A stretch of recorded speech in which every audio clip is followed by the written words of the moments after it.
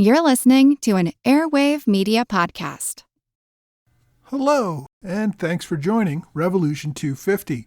This is where we remember events that took place 250 years ago this week. It's a short bonus episode from the American Revolution podcast to remember these important 250th anniversaries from the Revolutionary War. This week we remember the Halifax Resolves, which were passed on April 12, 1776. In the spring of 1776, public opinion in favor of independence was gaining momentum. The king had already made clear that he would not compromise in any way on making sure Parliament respected colonial rights and was sending in British regulars to force his will upon us. Thomas Paine had published his wildly popular pamphlet, Common Sense, calling for independence, and the main British army at Boston had been forced to flee to Canada in the face of Continental cannons under George Washington. In light of all of these events, the call for independence was growing louder. Even so, formally calling for independence would be considered treason if Britain eventually crushed the rebellion. Those supporting the cause would have their property seized and could be hanged as traitors, so taking this step was a big one. North Carolina was emerging as a leader in the independence movement. A provincial congress had been meeting in the colony since the summer of 1774. They had forced the royal governor to flee for his life in 1775. Over the winter, British recruiters had tried to collect an army of loyalists in the western part of the country. Patriot militias had defeated and dispersed these loyalist gatherings through a winter campaign and at the Battle of Moores Creek Bridge in February 1776. Confirming Patriot control of the colony. As all of this was happening, colonists were organizing county meetings to discuss resolutions for independence, ending the rule of the king, and breaking entirely from the British Empire. The Fourth Provincial Congress met in Halifax to debate the matter.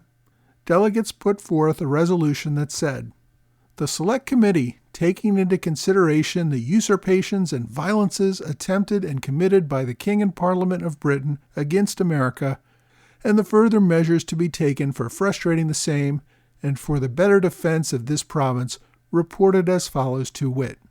It appears to your committee that pursuant to the plan concerted by the British Ministry for subjugating America, the King and Parliament of Great Britain have usurped a power over the persons and properties of the people, unlimited and uncontrolled, and disregarding their humble petitions for peace, liberty, and safety, have made diverse legislative acts denouncing war, famine, and every species of calamity daily employed in destroying the people and committing the most horrid devastations on the country.